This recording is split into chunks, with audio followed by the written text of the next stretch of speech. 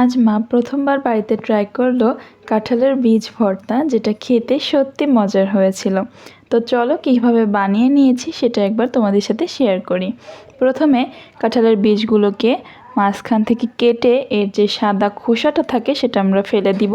তারপর একটু সিদ্ধ করে নিব হলুদ লবণ দিয়ে। এখানে হলুদ লবণ দেওয়ার একটাই কারণ হচ্ছে যাতে সিদ্ধর পর কালো না হয়ে যায়। এর থেকে যে কষটা বের হয়, কষে থাকার কারণে কালো হয়ে যায়, সেজন্য আমরা একটু হলুদ লবণ দিয়ে সিদ্ধ করে নিয়েছি। সিদ্ধ করা হয়ে গেলেই এর যে উপরে যে পাতলা খোসাটা থাকে সেটা ফেলে দিব। তারপর একটু বেটে নিচ্ছি।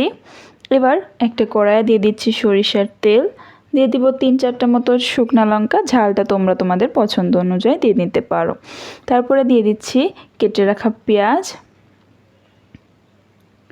একটু নাড়াচাড়া করে হালকা ভেজে নিয়ে দিয়ে দিব একটু রসুন বাটা। তারপরে একটু লবণ দিয়েছিলাম। এবার বেটে রাখা কাঁঠালের বীজটা এর মধ্যে দিয়ে দিয়েছি। ভিডিওটা আমার নিতে কাট হয়ে গেছে, আমি আসলে বুঝতে পারি নাই। তো আমরা মাঝখানে লবণ দিয়েছি আর বেটে রাখা বীজটা দিয়ে দিয়েছি। এবার একটু নাড়াচাড়া করে নামিয়ে নিব। এটা কিন্তু ঝরঝরে ভাতের সাথে খেতে সত্যি মজার হয়েছিল, তোমরা বাড়িতে ট্রাই করতে পারো।